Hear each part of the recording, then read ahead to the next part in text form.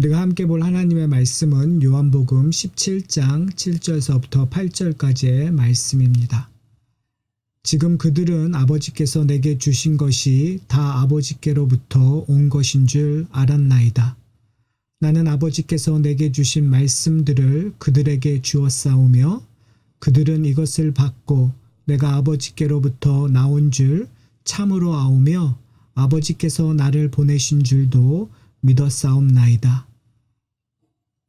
올바른 기도는 기도의 대상과 기도하는 자의 관계를 온전히 아는 것으로부터 시작됩니다. 우리가 하나님 앞에 나아가 기도할 수 있는 유일한 이유는 예수님께서 우리에게 기도할 능력을 주셨기 때문입니다. 오늘 본문 7절을 보면 믿는 자의 특징을 알려주고 있습니다. 믿는 자들은 예수님께서 받으신 모든 것이 아버지 하나님께로부터 온다라는 것을 아는 자입니다. 믿음의 근원은 하나님께서 예수님에게 주신 것이어야 합니다. 잘못된 믿음은 인간 스스로 만들어내는 종교적 열정이나 행위에 근거합니다. 그러나 올바른 믿음은 예수 그리스도의 믿음에 근거합니다. 왜냐하면 예수님께서는 하늘로부터 오셨고 받으신 모든 것을 하나님으로부터 받았기 때문입니다. 그렇기 때문에 하나님과 그의 아들이신 예수님을 아는 것이 영생입니다. 우리가 예수님 안에 있을 때에 하나님으로부터 주어진 말씀을 듣고 믿음으로 구원을 얻게 되었습니다. 그러므로 우리는 하나님 나라의 비밀을 알고 그 풍요로움을 알게 된 자입니다. 하나님께서 예수님을 통해 하늘의 것들을 보기 원하십니다. 하나님 나라의 충만함을 보기 원하십니다. 이 땅에서 영생의 기쁨을 맛보기 원하십니다. 그래서 믿는 자의 존재가 어떤 것인지를 깨달아 주님이 하신 기도를 우리의 입에서 고백하게 하십니다. 우리가 주께서 가르치신 기도를 하는 이유가 바로 여기에 있습니다.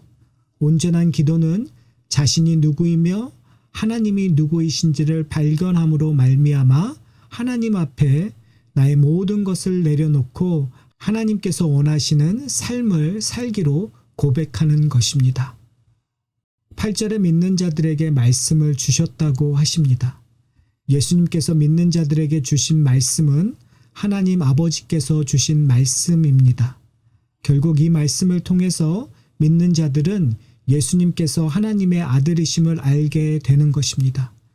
예수님께서 자신을 낮추어 이 땅에 오셔서 십자가의 죽음을 감당하시고 부활하셔서 우리의 부활의 첫 열매가 되셨다는 사실을 알게 됩니다.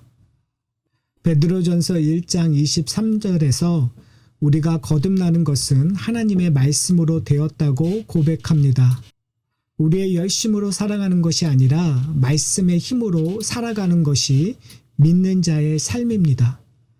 신앙생활의 핵심은 하나님의 말씀입니다. 왜냐하면 이 말씀은 우리를 거듭나게 하는 생명이기 때문입니다. 베드로가 성전 미문에 앉아 있는 안진뱅이에게 줄 수 있었던 것은 은과 금이 아니었습니다. 그가 줄 수 있는 유일한 것은 예수 그리스도의 말씀이었습니다. 사랑하는 성도 여러분, 많은 사람이 심지어 그리스도인이라고 고백하는 사람들도 이 땅의 복을 찾기에 급급해합니다. 그러나 그들의 기도는 힘이 없고 나약하고 공허한 소리가 되어버립니다.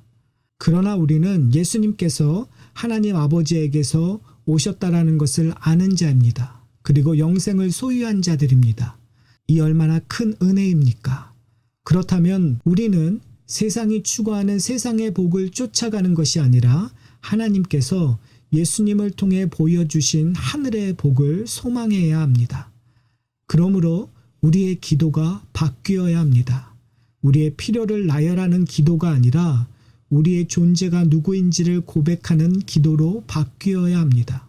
나의 욕심을 채우려는 기도가 아니라 하나님께서 우리에게 주신 삶의 목적이 무엇인지를 발견하는 기도로 바뀌어야 합니다. 기도는 우리의 삶입니다. 우리가 어디에서 와서 어디로 가야 하는지를 발견하는 것이 기도입니다. 오늘 하루를 살아가면서 예수님 안에서 거하는 우리를 발견하기를 소원합니다. 그래서 우리의 기도가 온전한 기도로 변하고 그 기도 속에서 하나님의 사랑을 경험하시는 여러분이 되시기를 소원합니다.